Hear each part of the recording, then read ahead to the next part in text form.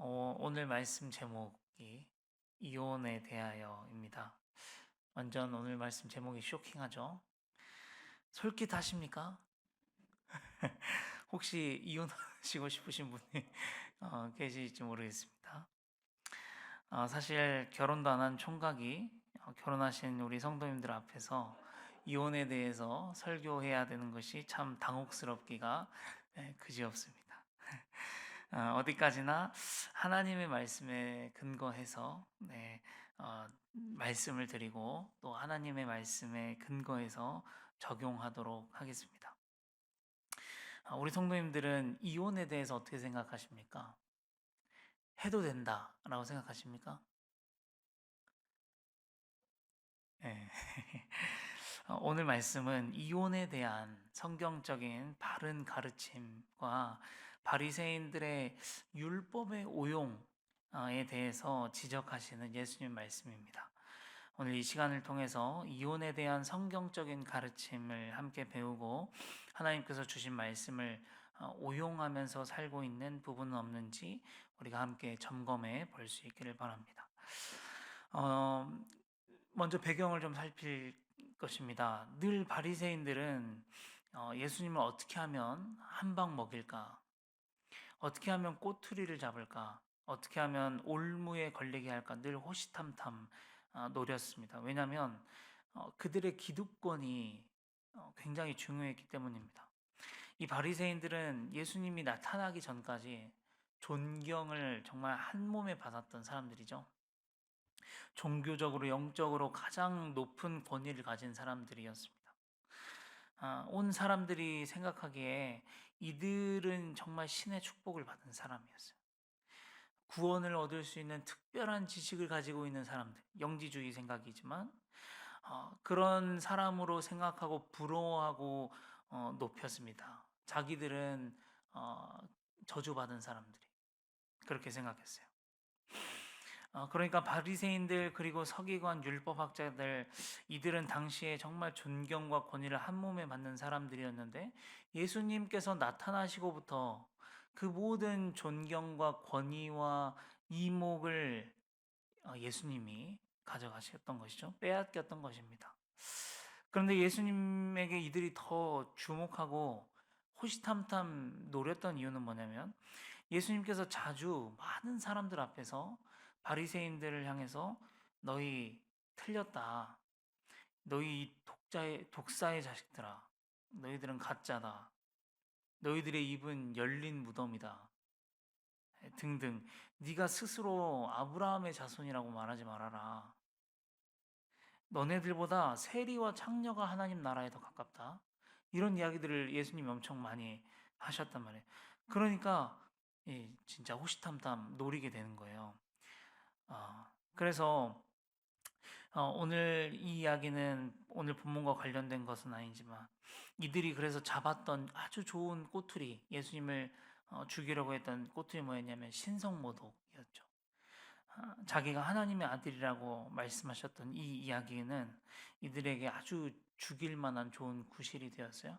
그리고 로마에게 있어서 예수를 죽여야 하는 이유는 뭐였냐면 유대인의 왕. 얘는 정치범이다. 예수가 유대인들을 선동해서 권력을 잡고 왕이 되려고 한다. 이게 정치범으로 몰렸던 것입니다. 하여튼 그러한 이유로 예수님을 호시탐탐 노렸는데 이제 오늘은 바리새인들이 뭐라고 시비를 걸고 있냐면 사람이 아내를 버리는 것이 옳습니까? 라는 질문으로 시비를 겁니다. 한번 생각해 보면 왜 이런 시비를 걸었을까요? 갑자기 분명히 어떤 꼼수가 있어요, 지금. 뭘 노리는 걸까요? 세례 요한이 어떻게 죽었는지를 기억해야 됩니다. 기억나시나요? 세례 요한이 어떻게 죽었죠? 세례 요한이 죽었던 일은 결혼 때문이었어요. 그 헤롯 왕의 동생인 빌립의 아내를 취했거든요. 그것에 대해서 세례 요한이 잘못했다고 지적했거든요. 그거 잘못됐습니다. 그거 죄입니다. 이렇게 지적해 하다가 그것 때문에 세례 요한이 목이 잘려 죽었단 말이에요. 지금 바리새인들이 그 사건을 이용하는 겁니다. 지금 예수님이 이 시험을 받고 있는 그곳이 어디냐면 갈릴리 건너편 베레아라고 하는 곳이거든요. 거기가 바로 그 헤롯이 통치하는 관할 지역이에요. 그러니까 그 곳에서 아내를 버리고 남의 아내를 취하는 이 문제는 굉장히 예민한 사안이었던 겁니다. 입을 한번 잘못 놀리면 굉장히 크게 경을 칠 수 있는 사건이었어요. 바리새인들이 정말 교묘하게 바로 그곳에서 헤롯이 통치하는 바로 그곳에서 그 예민한 질문을 예수님에게 던지고 있는 것이에요. 뭐 하려고요? 세례요한처럼 죽게 하려고. 세례요한이 빠졌던 그 죽음의 함정에 예수님을 빠뜨리기 위해서 지금 참 교묘하고 나쁘게 그렇게 질문을 지금 하고 있다라는 것이죠. 자, 그러면 이에 예수님의 반응은 어떠한지 한번 보면은요. 예수님은 바리새인들의 질문에 도리어 질문으로 반응을 하셨습니다. 반문하신 것입니다. 여기에서 예수님의 지혜가 엿보입니다. 반문하는 것은 굉장한 지혜입니다. 이전에도 굉장히 까다롭고 예민한 질문을 예수님께서 받으셨던 적이 있습니다. 가이사에게 세금을 바쳐야 하는가에 대한 질문이었어요. 그때 예수님이 되려 반문을 하시죠. 뭐라고 반문하셨냐면 이 동전 안에 누구의 형상과 누구의 글이 있느냐 이렇게 반문을 하셨어요. 사람들이 대답했죠. 가이사입니다. 그랬더니 예수님께서 가이사의 것은 가이사에게 하나님의 것은 하나님에게 바쳐라. 이렇게 말씀하시면서 함정을 빠져나가신. 여기서 잠깐 정말 잠깐 우리도 예수님의 이 지혜를 좀 생각해보고 배워갔으면 좋겠습니다. 살아가다 보면 어떤 함정의 질문, 나를 곤란하게 하거나 나를 수렁에 빠뜨릴 만한 질문을 받을 때가 있죠. 그때 바로 대답하지 않는 것도 지혜라는 것을 깨닫습니다. 우리가 성급하게 대답하다 보면 실수하기도 하고 그 대답 때문에 내 무지가 드러나게 되기도 하고 함정에 빠질 수 있기 때문이죠. 그럴 때는 바로 대답하기보다 예수님처럼 반문해 보셨으면 좋겠습니다. 부드럽게, 팀장님은 어떠세요? 당신 생각은 어때요? 하고 좀 이렇게 답을 천천히 한 텀 쉬어가는 것도 지혜인 것 같습니다. 자, 다시 본론으로 돌아와서 예수님이 반문을 하시니까 이제 자기들이 쳐놓은 덫에 이제 자기들이 걸리기 시작합니다. 내용을 보면은요, 모세가 율법에 뭐라고 너희에게 가르쳤냐 이렇게 예수님이 반문을 하죠. 그들이 이렇게 대답합니다. 이혼 증서를 써줘서 버리기를 허락했습니다. 걸렸습니다. 걸린 겁니다. 왜냐하면 이 답은 틀린 대답이에요. 본래 율법의 말씀에는 앞에 조건이 붙어 있어요. 한번 읽어보도록 하겠습니다. 신명기 말씀 24장 1절입니다. 시작.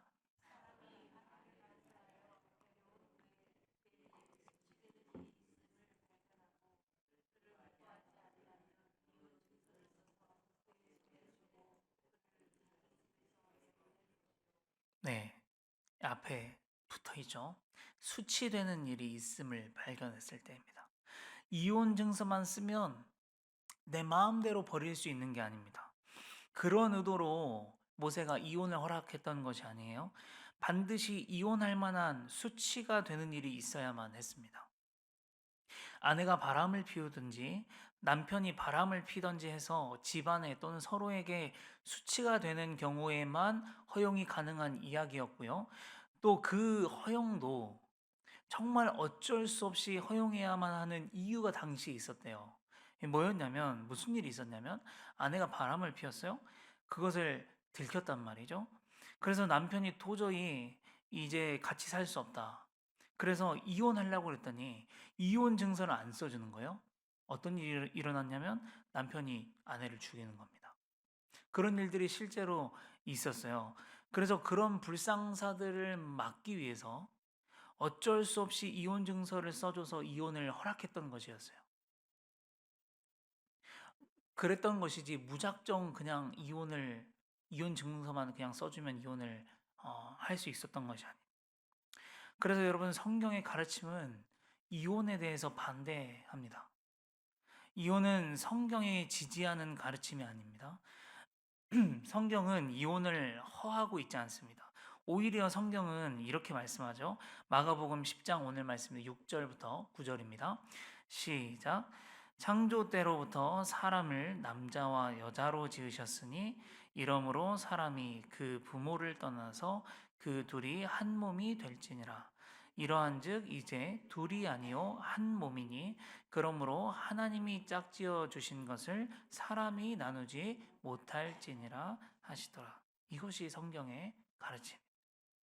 하나님의 창조 섭리는 남자와 여자가 만나서 합해서 한 몸이 되는 것입니다. 하나님 아버지께서 예수 그리스도와 연합하여 한 몸이 되시고 교회가 예수 그리스도와 연합하여 한 몸이 되었던 것처럼 부부도 한 몸이 되는 것입니다. 이것은 하나님께서 창조 때부터 섭리하신 가장 기초적이고 가장 작은 단위의 교회입니다. 이 부부가 그렇습니다. 또한 뭐라고 이야기하냐면 결혼은 하나님께서 짝지어 주신 것이다. 이렇게 이야기하죠. 하나님이 짝지어 주셨다는 것은 뭐냐면 그 결혼의 주인이 우리가 아니라는 뜻입니다. 그 결혼의 주인이 남편이나 아내가 아니라는 뜻입니다. 남녀가 물론 둘이 만나서 사랑을 하고 결혼을 결심하게 되고 결혼에 골인하게 되지만 그것은 하나님께서 짝지어 주셨기 때문에 가능했다라는 것입니다. 또한 뭐라고 이야기하냐면 하나님께서는 그것을 감히 사람이 나누지 못하게 하셨다라고 이야기합니다. 이것도 마찬가지죠. 하나님이 주인이시기 때문이에요. 하나님이 결혼의 주인이시기 때문에 하나님이 짝지어 주신 것이기 때문에 사람이 감히 나누지 못하게 하셨다라는 것입니다. 이것이 성경의 가르침입니다. 그런데 당시에 시대적인 통념과 바리새인들이 가지고 있던 그 통념이 뭐였냐면 자기가 내 아내나 내 남편이 마음에 안 들면 그냥 이혼 증서 써서 버려버렸던 것이죠. 내 마음대로 내가 버리고 싶으면 버렸던 거예요. 내가 다른 사람 마음에 들면 써주고 버려버리고 다른 사람 만났던 거예요. 그 헤롯이 그런 거잖아요. 아, 쟤 마음에 드네. 그냥 데려와 버리는 겁니다. 이런 통념을 가지고 있었다는 거예요. 그 사회가. 우리가 이제 여기에서 좀 생각해 볼게. 율법을 마음대로 해석한 것에서 파생한 결과입니다. 자기 입맛대로 바리새인들이 율법을 해석한 거죠. 앞에 거는 빼버리고 자기들이 하고 싶은 대로. 여러분 되게 중요한 게 불순종을 낳는 시발점, 출발이 뭐냐면 말씀을 비틀어 해석하는 거예요. 말씀에서 어느 부분을 빼가지고 적용하는 겁니다. 이것이 굉장히 위험하다고 할 수 있습니다. 그래서 우리 성도님들 말씀을 그대로 받아들이실 수 있어야 돼요. 어떤 부분 내가 취하고 싶은 부분만 취하고 이렇게 빼서는 안 되고 말씀을 통째로 있는 그대로 나에게 받아들이고 적용해야 되는 게 굉장히 중요하다고 할 수 있고요. 또 하나의 적용점을 찾아본다면 요즘은 이혼이 너무 대세가 되었습니다. 요즘 사회는 이혼이 별것도 아닌 것처럼 대세인 것처럼 그렇게 말합니다. 요즘에는요 집에 와이프가 있고 사무실에 오피스 와이프가 없으면 루저래요.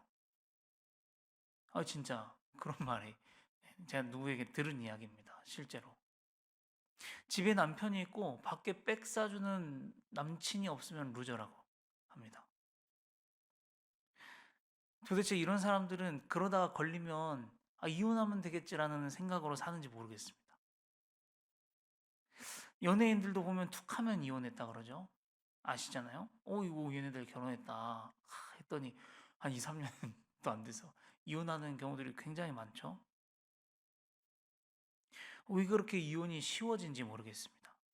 요즘 사람들은 물론 다는 아니지만 툭하면 이혼 얘기를 많이 한다 그럽니다. 성격 안 맞으면 이혼하자, 잠자리 안 맞으면 이혼하자, 말이 안 통하면 이혼하자, 돈 못 벌어오니까 힘드니까 이혼하자, 짜증나니까 이혼하자, 욱해서 이혼하자.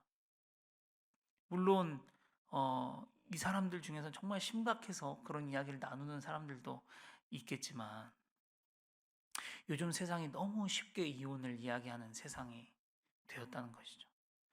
옛날에는 저도 아직 결혼 안 해보면서 이런 설교하기 참 어렵지만 옛날에는 이혼하면 마치 깜빵이라도 다녀온 것처럼 내 이름에 빨간 줄 하나 그어지는 줄 알고 그렇게 이혼을 수치스럽고 어렵게 무섭게 생각했던 것 같거든요.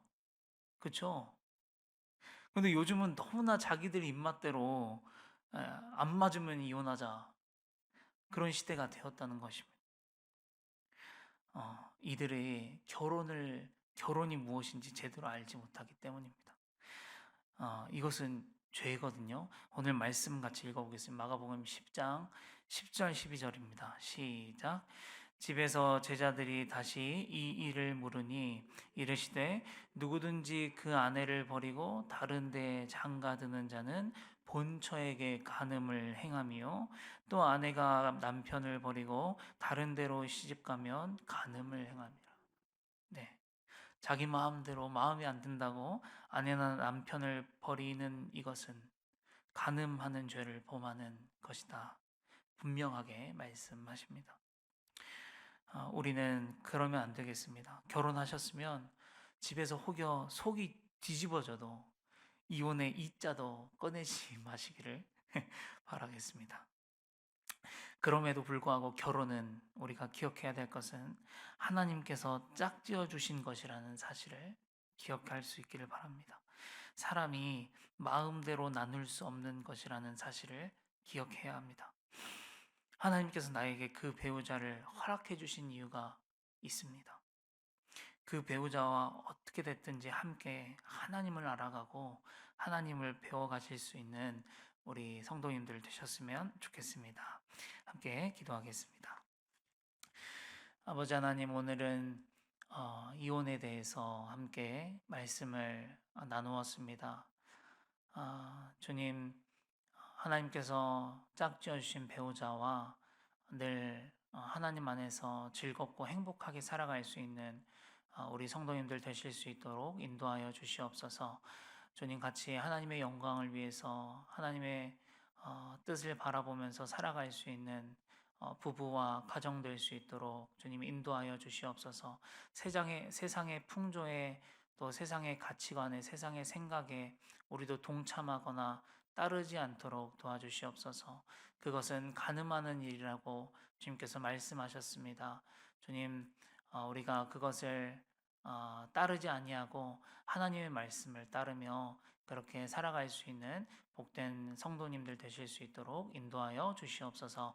예수님의 이름으로 감사하며 기도합니다. 아멘.